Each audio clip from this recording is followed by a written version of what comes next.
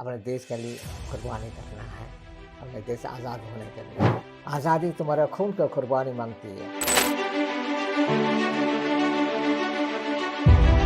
इसके दरवाजे पर तुमको सब कुछ निछावर करना होगा, अपनी जान, अपने औलाद, अपने दौलत, सब कुछ तुमने अब तक सब कुछ दिया, सोने चांदी के खजाने, फड़कते बाजू धड़कते दिल, मगर आज़ादी के प्रयास इतने में नहीं पूछती। 14 देश वाले अपने हिंदुस्तानी लुका, अपने धन मन संपत्ति सबको निछावर किया नेताजी का। उसी ताकत से नेताजी हिंदुस्तान में आज़ादी किया, आज़ादी के लिए लड़ा है।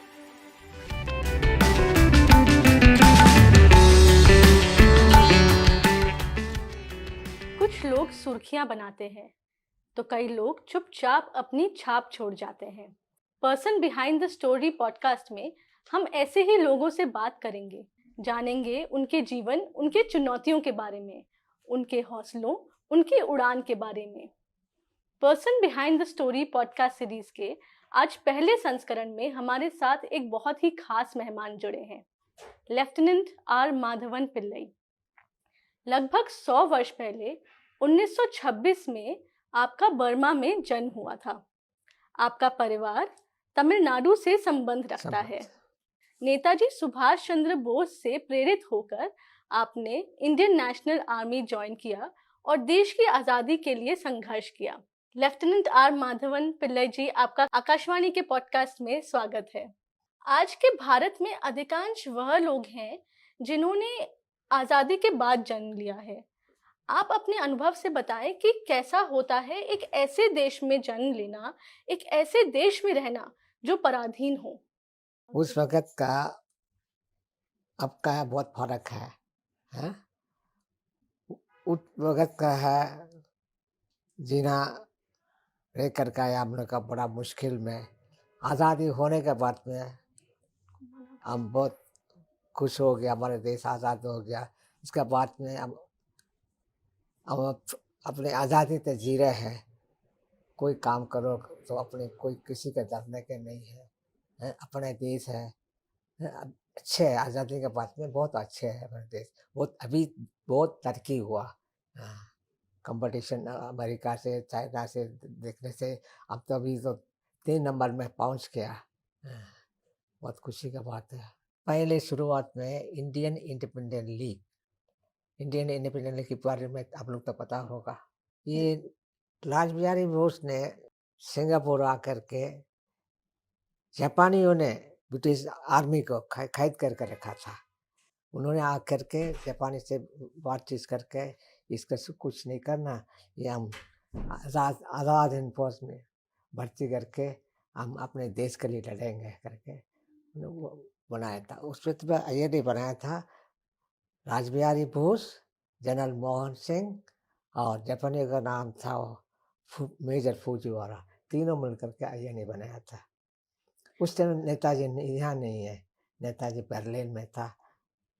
2 जुलाई नेताजी पहुंचा था सिंगापुर आने के बाद में बर्मा में तो जन्म का बर्मा था। बर्मा में नेताजी को होगा बर्मा गवर्नमेंट ने 22 लोगों को आज़ादी दिलाया था। जापानियों ने कैप्चर करके, ब्रिटिश ने कैप्चर करके आज़ादी उनके बर्मा होने के स्पेशली इनवाइट किया था नेताजी का वीआईपी गेस्ट। नेताजी वो 3 दिन के लिए आया था। जुलाई 28 तारीख आया था नेताजी उधर बर्मा में आकर के क्या क्या करना करके गवर्नमेंट से उन्होंने सिंगापुर से सारा फौजी को वहाँ ले आने के लिए बातचीत किया था। और आईएनए यूनिट और इंडियन इंडिपेंडेंट लीग का था ऑफिस और आईएनए का ऑफिस, सारा डिपार्टमेंट का उधर से एग्रीमेंट करके बर्मा लेकर आने के लिए उन्होंने साइन किया था। कब 1943 में अगस्त में जा कर के बाद में नेताजी चले गया। जाने के बाद में फिर दोबारा नेताजी आया था 1944 जनवरी 7 तारीख नेताजी रंगून पहुंचा। INA unit, IIL, Azad Hind bank सारे आईएनए का सब आकर के सेटअप किया। इसके बाद में मैं नेताजी का राज बिहारी का बोल करके मैं आईएनए में काम करने जाता हूँ करके उससे हो गया, आईएनए में भर्ती हुआ। तो आपका आईएनए में जाने का मन क्यों किया? आपने कैसे किस बात से आप प्रेरित हुए कि आपको आईएनए जाना है? जो आपने निर्णय किया कि मैं मैंने कहा तो इसमें आईआईएल में काम किया था। नेताजी के लिए फंड इकट्ठा किया, धन मन सब और एक हिंदुस्तानी से। नेताजी ने किसी से हाथ नहीं फैलाया विदेश में।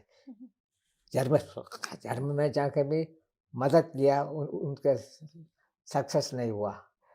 पीछे उन्होंने बोला जापान में जा कर के तो एनिमी दोस्त होता है, उनसे जा कर के बातचीत करो। नेताजी जापान गया, टोजो से बातचीत करके पीछे जब रंगून आ करके अपने ऑफिस वगैरह सेटअप करके फिर उसी वक्त मैंने राज बिहारी बोस को बोल करके मैं आईएनए में भर्ती हुआ था। पहले आईआईएल में नेताजी आने के बाद में जनवरी 23 उसके जन्मदिन का उसको त्रास में बैठा करके सोना से तोला था जुबली हॉल में। इसके बाद में नेताजी का अप्रैल में एक बार सिटी हॉल में त्रास में बैठा 2 बार सोना से उसको equal and weight of Netaji का साथ सोना सब चीज डोनेट किया था। ये सब किसी का पैसा है, सब साउथ ईस्ट एशिया में एरिया था हिंदुस्तानी का, उन्होंने ये किया, डोनेट किया था नेताजी का। तो उसी पैसा से तो नेताजी जापानियों से हथियार खरीदा, सब चीज करेगा। तो जब आपने इंडियन इंडिपेंडेंस लीग ज्वाइन किया, इंडियन नेशनल आर्मी के साथ जुड़े, तो आपके परिवार में आपके जो आसपास लोग थे उनकी क्या प्रतिक्रिया थी? बहुत खुश है वो लोग का, अपने देश के लिए हम काम करने जा रहे हैं। वो बहुत खुश है, कोई यही नहीं है, नाराज नहीं है, परिवार में नाराज नहीं है, आस पास का भी कोई नाराज नहीं है, सब खुश है। और वहाँ पे नौजवानों है बहुत भर्ती हुआ था। ये इंडियन इंडिपेंडेंस लीग प्रचार करना पड़ता जा करके। अच्छा, तो कैसे प्रचार करते थे इंडियन इंडिपेंडेंस लीग में? आपको मतलब जब आप क्योंकि आप तो छोटे थे उस समय, आपको कैसे पता चला इंडियन इंडिपेंडेंस लीग के बारे में? मैं इंडियन इंडिपेंडेंस लीग में भर्ती हो गया था। 140 ब्रांच है बर्मा में, मैं रंगून में था। वो लीग के प्रेसिडेंट से जा कर के पहले बातचीत किया था मैंने, लीग में शामिल होने जाता है आप, क्या है मतलब कोई कुछ है आ जाओ करके मेरे को चांस दिया भर्ती होने के लिए। उन्होंने काम दिया था, ये काम ये से करना, वो काम ऐसे करना, उसी हिसाब से हम लोग काम करता था। तो आज़ाद हिंद फौज में आपने क्या-क्या काम संभाला और किस तरह से अपना योगदान दिया? आपकी क्या भूमिका थी? हमारा का ड्यूटी मिला था आईएनए में भर्ती होने के नौजवानों का भर्ती करवाया था सारे का।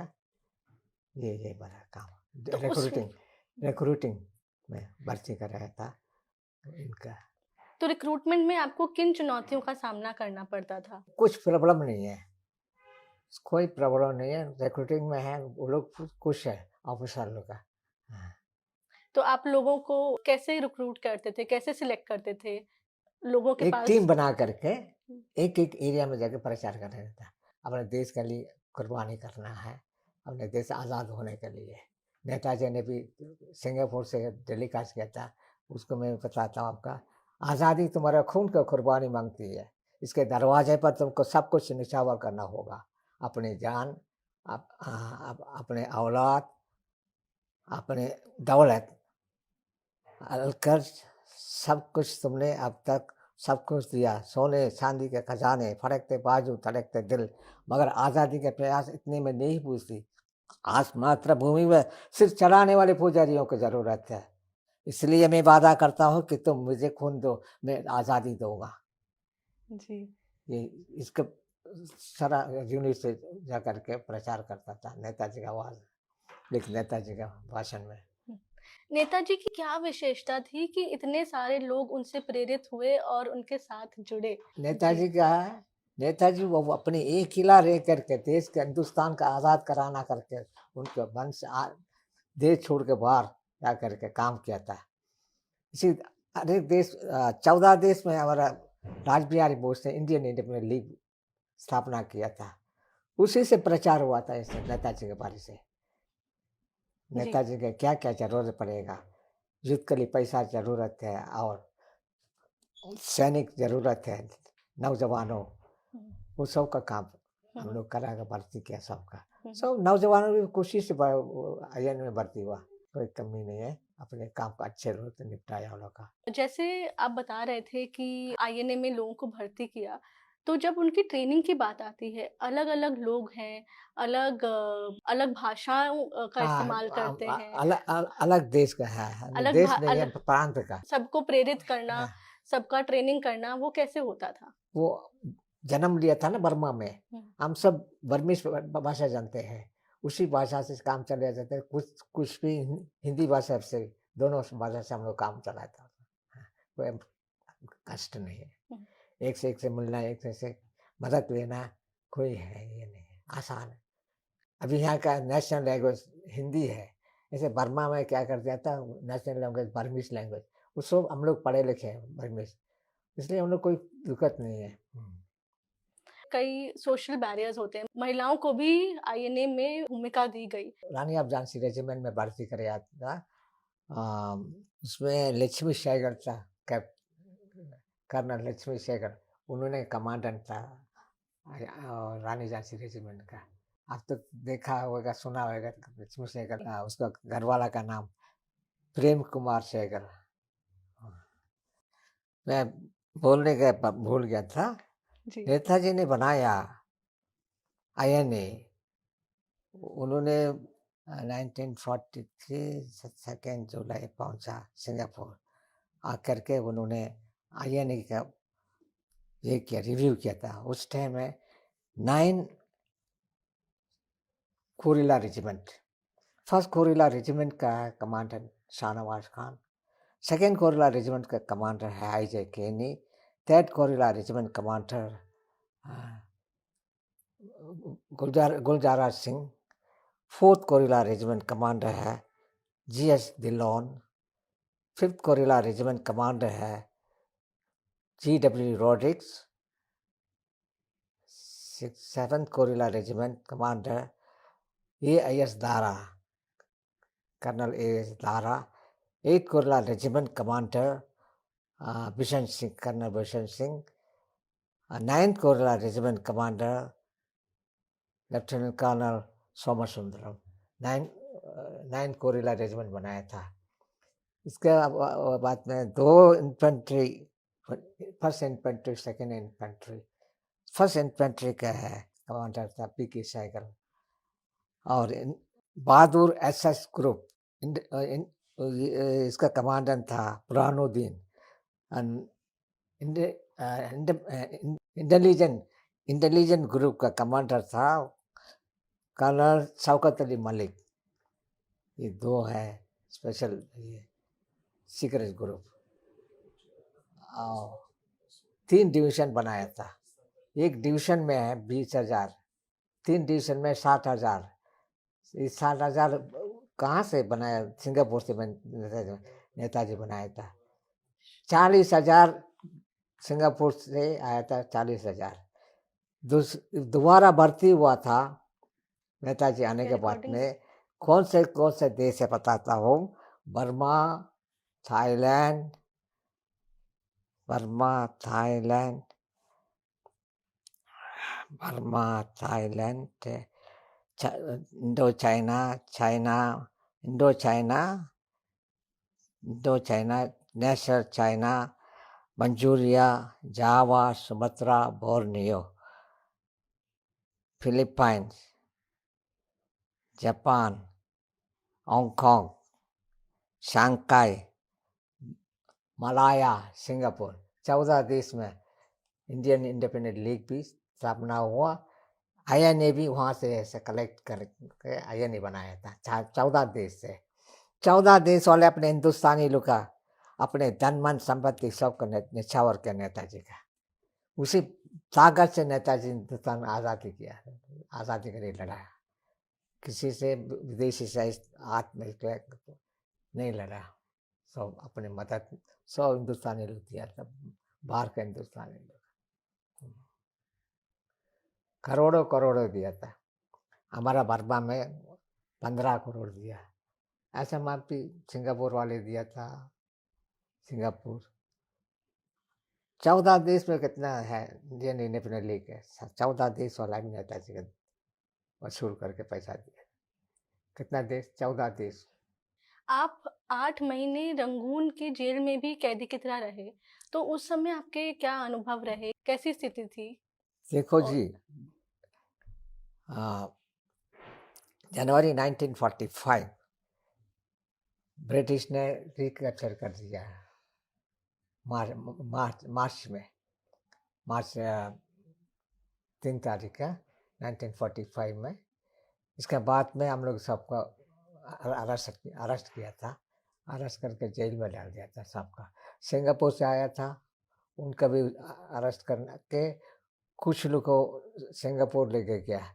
कुछ आदमी लोग हिंदुस्तान से भर्ती हुआ था, वो उसका क्या किया था, मुल्तान जेल और कुछ पंजाब में और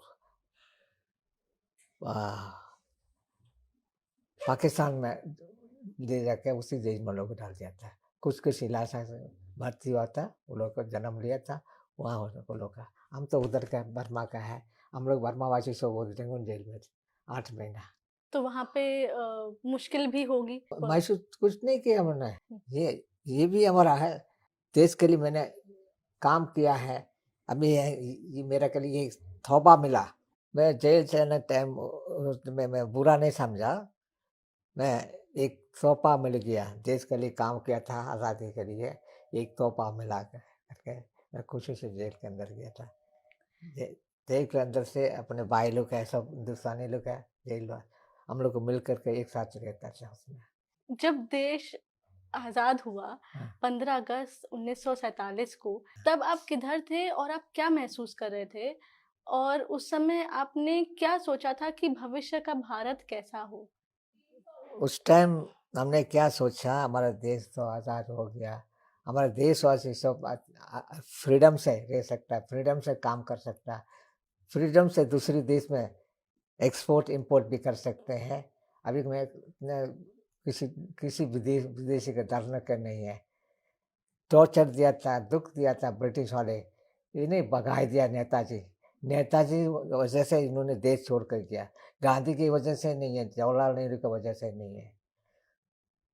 इतने युद्ध में नेताजी सामने जा करके फ्रंट में खुद ही खड़ा होकर के लड़ता था फौजी लोग का। फौजी लोग को बोलता था आप चले जाओ नेताजी, आप चले जाओ, हम लोग को संभाल लेगा। बोलता नहीं कोई बात नहीं है, हमारे लिए ब्रिटिश वाले ने कोई हथियार नहीं बनाया, कुछ नहीं बनाया, मैं उसका हथियार कुछ नहीं कर सकता मेरे का, आप फिक्र मत करो। वो आगे रहता मेरे से। मुझे हिंदुस्तान आज़ाद होने के बाद में बर्मा लोग को बहुत खुश हो गया। वो हम भी हमारे देश में मैं जा सकता, आ सकता, कोई मेरे लिए रिकॉर्ड नहीं है। तो उस समय आज़ादी के वक़्त आप बर्मा में ही थे? बर्मा में जी। तो आप आखिरी बार नेताजी से कब मिले? और 1943 में जी, वो आया था ना, वो बर्मा का प्रेसिडेंट, बर्मा का इंडिपेंडेंस ये फर्स्ट ईयर वो सेलिब्रेशन करता था, नेताजी का वीआईपी इसे इनविटेशन दिया था, नेताजी आया था। उस दिन नेताजी से मुलाकात हुआ। नेताजी मुलाकात होने के बाद में नेताजी चले गया, वापस आया था 1944 7 तारीख, जनवरी 7 तारीख। उसके बाद नेताजी से मिल करके आईएनए में भर्ती हुआ था। जी। कितने बर्मा में रिया था ने वो ये सोल्जर का नेताजी की वजह से हम लोग को भर्ती हुआ। ऐसा आईएनए में भर्ती होना मुश्किल है। एक तरफ नेताजी का आंदोलन था कि तुम मुझे खून दो, मैं मैं आज़ादी तुम्हें दूंगा। आज़ादी दूँगा, हाँ। और दूसरी तरफ महात्मा गांधी जी का अहिंसा का मार्ग था। तो आप इन दोनों विचारधाराओं को भारत की आज़ादी के संदर्भ में कैसे देखते हैं? देखो जी, अहिंसा से कोई काम अभी तक कुछ नहीं हुआ। अहिंसा होते हैं धर्म के बारे से, अहिंसा का रास्ता है। दुश्मन के साथ जा करके हम अहिंसा हाथ जोड़ने से अहिंसा नहीं मिल सकता।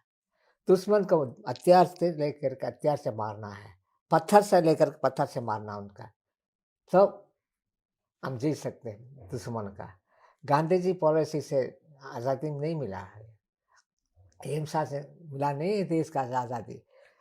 बाबू बोस की वजह से इसे देश आज़ाद मिला आप सबका।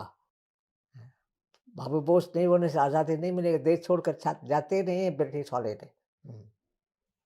ताकत नहीं था वो देश छोड़कर, नेताजी के देख करके उन्होंने देश को छोड़ भागा, बोला ज़्यादा दिन हम नहीं रह सकता, नेताजी का है आने वाले हम राज करने नहीं देगा, हम जल्दी से इसी देश को छोड़ना करके लंदन में उसका प्राइम मिनिस्टर का चिट्ठी लिखा, अब ज़्यादा दिन हिंदुस्तान में राज नहीं कर सकता करके। आपने इतना संघर्ष किया और आपके साथियों ने कुर्बानी दी, तो आप आज के भारत को कैसे देखते हैं? उस टाइम का अलग बात है, इस वक्त का हमारा देश का हम ऊंचा से देखता हूँ, तो और देश का धीरे धीरे धीरे धीरे आगे पहुँच गया है, दुश्मन को टक्कर लेकर ताकत बन गया हमारा, तो किसी का हम डरने के नहीं है। ये तो देश भी तरक्की हो गया, हमारा देश को देशवासी वो खुश है, किसी से हम डरने के नहीं है, हम मजबूत है और आगे भागेगा। और अमेरिकन, चाइना, इनसे आगे हम बढ़ेगा। और आज के युवा पीढ़ी के लिए आपका क्या संदेश रहेगा? युवा पीढ़ी, नेताजी ने सिखाया, नेताजी ने क्या क्या बनाया, उन लोग पढ़े लिखे हैं, उसी हिसाब से सोचो, उसी हिसाब से चलो, आप लोग है हिम्मत मिल सकते हैं देश का काम करने के लिए। नेताजी ने बताया था यूनिटी मेन इम्पोर्टेंट है, फेथ, सेक्रीफाइस, देश के लिए सेक्रीफाइस करना देना, ये तीनों को फॉलो करो, हम सक्सेस हो सकते हैं। आपने इतना वक्त दिया, अपने अनुभवों के बारे में बताया, आज की युवा पीढ़ी से अपने विचार उनके साथ शेयर किया, उसके लिए बहुत बहुत धन्यवाद। और अंत में हम आपसे चाहेंगे कि आपके मन में क्या आता है जब आप आईएनए के बारे में सोचते हैं, आप उसके बारे में बताएं। कदम कदम बढ़ाया जा, खुशी के गीत गाया जा, ये जिंदगी ये कौम के तो कौम पर लुटाया जा।